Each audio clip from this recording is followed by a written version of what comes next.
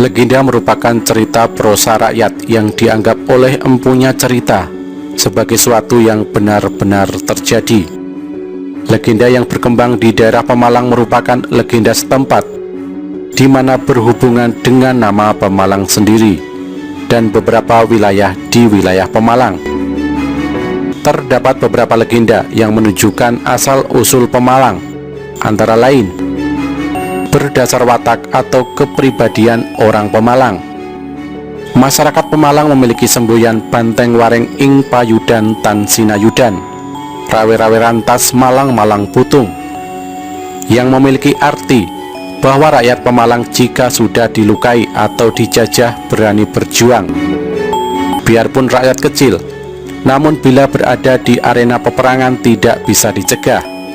Dalam melawan musuh sambil sinonderan sampai berselendang usus tak akan menyerah.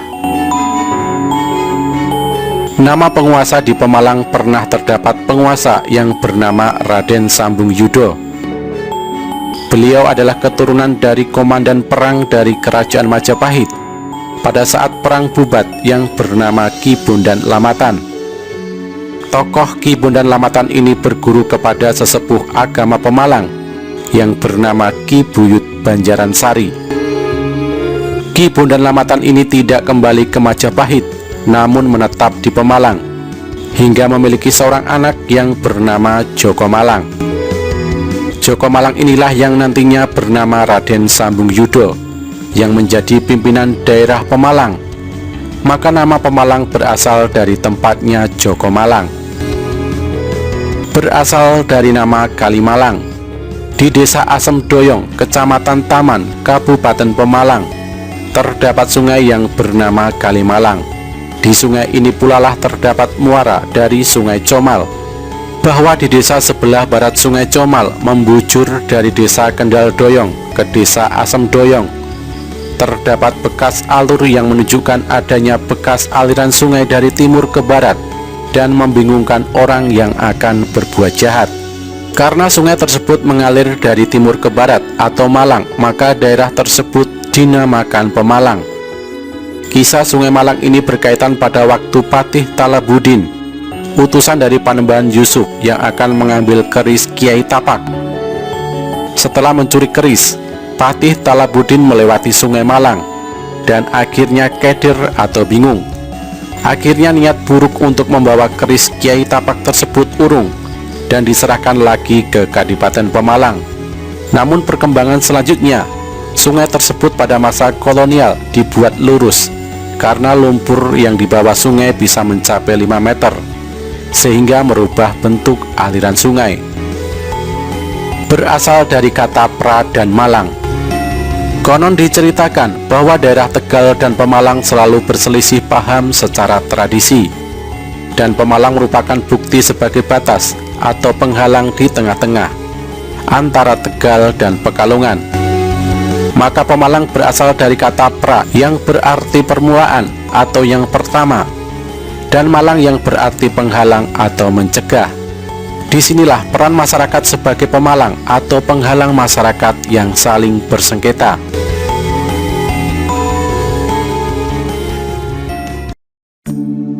Pada masa kekuasaan Kerajaan Mataram Hindu, nama Rakai Panaraban dipercaya masyarakat Pemalang sebagai penguasa di Panaraban Warung Asem Pekalongan. Sebagai buktinya terdapat beberapa nama tempat yang berawalan Ci, seperti Cikadu, Cikendung, Cibuyur, Cibelok, Cibuluk, Ciawat, Ciomal atau Comal, Cilincing, dan masih banyak lagi. Sedangkan pusat keagamaan berada di Gunung Mendelem. Di Pemalang tidak terdapat candi karena Bukit Mendelem dengan ketinggian yang sama dengan Gunung Slamet telah mewakili sebagai tempat bersemayamnya para dewa. Selain itu, di Pemalang juga tidak terdapat batu andesit, melainkan batu granit, sehingga diperkirakan sulit untuk membentuk sebuah candi karena sifat batu yang sangat keras namun mudah patah. Di Bukit Mendelem ditemukan beberapa temuan patung. Sejarah Pemalang dapat dikaitkan dengan Kerajaan Mataram kuno pada abad ke-8 di Jawa Tengah. di mana wilayah intinya diperkirakan dari daerah Kedu memanjang sampai wilayah Dieng. Walaupun belum dikenal nama Pemalang, namun daerah ini karena berada di bawah dataran tinggi Dieng, maka daerah Pemalang boleh dibayangkan sebagai pintu gerbang Mataram kuno. Sayang daerah tersebut belum sempat berkembang karena perpindahan pusat kerajaan ke Jawa Timur, sehingga keberadaan daerah Pemalang seperti daerah tak bertuan.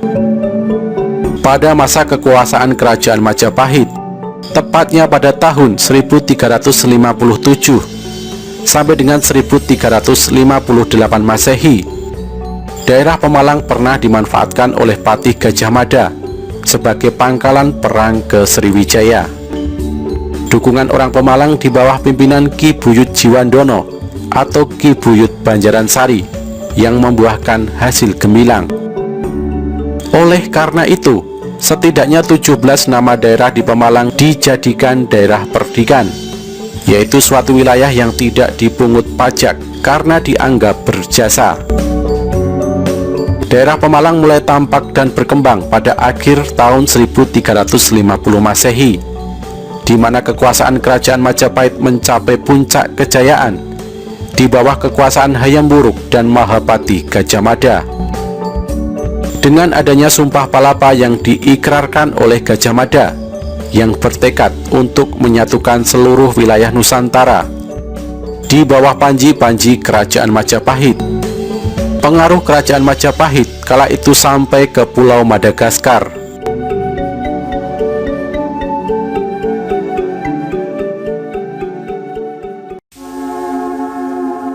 Awal berkembangnya agama Islam pada tahun 1500 sampai dengan 1586 Masehi, pada abad ke-16, Pemalang mendapat perhatian dari para wali. Setidaknya beberapa nama tokoh Islam yang berdakwah di Pemalang, antara lain Syekh Jambu Karang, Kiai Natas Angin, Kiai Geseng, Ki Bantar Bulang, Kiai Palintaran, Syekh Pandan Jati, dan lain-lain. Adapun titik-titik penyebaran agama Islam berpusat di daerah Watu Kumpul, Ulu Jami, dan Bantar Bulang.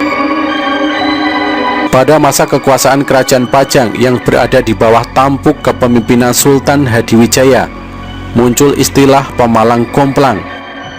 Pada saat itu jabatan Adipati di Pemalang dipegang oleh putra dari Ki Gede Sambung Yudo yang bernama Adipati Anom Windugalbo dan patih bernama Ki Gede Murti. Setelah Ki Gede Murti wafat, maka jabatan patih digantikan oleh putranya yang bernama Patih Jiwonegoro. Kekosongan kekuasaan terjadi pada saat Adipati Anom Windugalbo mangkat. Kekosongan Kadipaten Pemalang pada abad ke-16, sementara jabatan Adipati dirangkap oleh Patih Jiwonegoro. Sultan Hadiwijaya menerima laporan dari Kadipaten Pemalang bahwa Pemalang tidak ada penguasa, atau istilah orang Pemalang adalah Pemalang Komplang. Oleh karena itu, Sultan Hadiwijaya segera memerintahkan putranya yang bernama Pangeran Benowo untuk menjabat di Kabupaten Pemalang. Keberadaan Kadipaten Pemalang dipandang Sultan Hadiwijaya merupakan daerah yang gawat. Pemalang konon ceritanya sebagai Kuta Pemalang atau penghalang semua orang yang akan berbuat jahat. Maka Sultan Hadiwijaya memberikan syarat kepada Pangeran Benowo bahwa sebelum menjabat sebagai adipati di Kadipaten Pemalang, Pangeran Benowo harus pergi ke Banten untuk menemui Sultan Banten yang bernama Panembahan Yusuf untuk meminta keris Kiai Tapak. Keris tersebut dipercaya akan menimbulkan sifat kendel atau berani menghadapi segala situasi. Selain itu, Pangeran Benowo dibekali pusaka keris Kiai Setan Kober yang merupakan pusaka rampasan dari Jipang atau Arya Penangsang. Guna melegitimasi kekuasaannya di Kadipaten Pemalang, Pangeran Benowo dibekali serat ke Kancing menjabat di Kadipaten Pemalang dan surat ke Panembahan Yusuf agar meminjamkan keris yang dahulu dibawa Fathahilah dari Kerajaan Demak. Kedatangan Pangeran Benowo di Kadipaten Pemalang disambut dengan gembira, layang kekancing dari Sultan Hadiwijaya langsung diumumkan oleh Patih Jiwonegoro ke seluruh punggawa praja dan segenap lapisan masyarakat. Jumenengan atau pengesahan atas dasar layang kekancing dari Sultan Hadiwijaya tersebut menyebutkan bahwa Pangeran Benowo Putra Pajang diangkat sebagai penguasa Kadipaten Pemalang yang membawahi Pemalang, Tegal, dan Brebes pada hari Jumat Pon 24 Januari 1575 Masehi atau 2 Syawal tahun 1496 atau tahun 982 Hijriah. Jumenengan dilakukan pada bulan Syawal dengan maksud pada saat serah terima jabatan dari Patih Jiwonegoro ke Pangeran Benowo, sekaligus bisa diadakan silaturahmi atau halal bihalal antara penguasa kadipaten dan bawahannya. Hari itu bertepatan dengan musim hujan, pertanda wilayah Pemalang subur makmur loh jinawi, gemah ripah karto toto raharjo.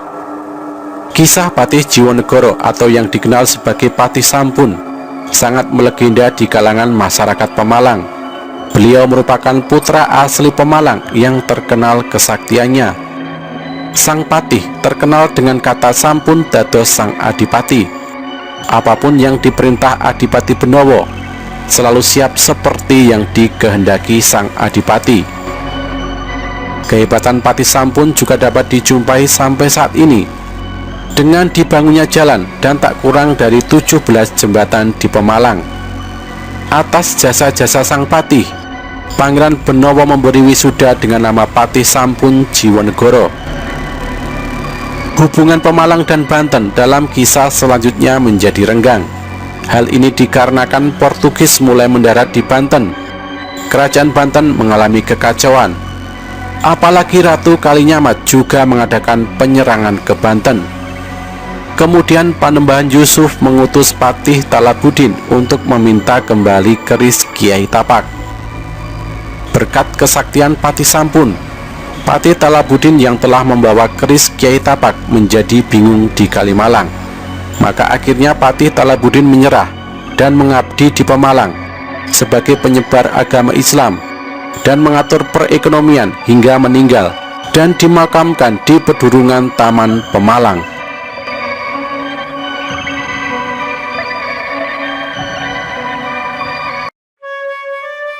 Pada tahun 1582 Masehi dikisahkan bahwa Sultan Adiwijaya atau Hadiwijaya jatuh sakit ketika bermaksud menyerbu Mataram hingga akhirnya mangkat. Maka terjadi ketegangan perebutan kekuasaan. Pangeran Benowo merupakan putra sulung, namun ia lahir dari istri selir. Sedangkan dari perkawinannya dengan putri Sultan Trenggono terdapat putri yang menikah dengan Adipati Demak. Atas usul Sunan Kudus, Pajang diserahkan kepada Adipati Demak. Pangeran Benowo merasa tidak adil, sehingga dia meminta bantuan Ngabei Loring Pasar dengan merelakan haknya atas Pajang kepada Ngabei Loring Pasar. Keberhasilannya mengalahkan Adipati Demak, maka kekuasaan Pajang jatuh dan kerajaan pindah ke Mataram dengan rajanya Ngabei Loring Pasar yang bergelar Senopati ing Alogo Sayyidin Panatagama pada tahun 1586 Masehi pada masa kekuasaan Sultan Agung. Mataram mempunyai cita-cita untuk menjadikan wilayah Pulau Jawa sebagai daerah di bawah panji-panji Kerajaan Mataram. Untuk dapat mencapai cita-cita tersebut, maka Sultan Agung harus dapat mengusir VOC dari wilayah Batavia. Maka pada tahun 1628 Masehi, ia mengirimkan pasukannya untuk menyerang Batavia. Namun serangan ini gagal karena pasokan logistik dan perlengkapan yang kurang. Serangan kedua kembali dilakukan pada tahun 1629 Masehi dengan mempersiapkan pasukan perangnya dan mendirikan lumbung-lumbung padi di sepanjang jalan yang dilalui oleh pasukan Mataram. Salah satu lumbung padi tersebut didirikan di daerah Tegal, dan peran Pemalang pada saat itu adalah sebagai terminal kecil pasukan logistik yang ada di Tegal. Namun sayangnya, pendirian lumbung-lumbung padi tersebut diketahui oleh VOC dan berakhir dengan kekalahan karena lumbung-lumbung padi tersebut dibakar oleh pasukan VOC. Pemalang sudah tercakup pada nama Sandi Jangka Jayabaya, yakni Jaladulangmas, yang artinya Jogja, Salak, Kedu, Pemalang, dan Banyumas. Ada yang menyebutkan bahwa kata Jala bukan menyebutkan Jogja dan Sala melainkan diartikan segitiga. Pemalang adalah salah satu daerah mancanegara. Ketiga daerah tersebut membentuk segitiga yang selalu penting dalam memegang percaturan perjalanan sejarah.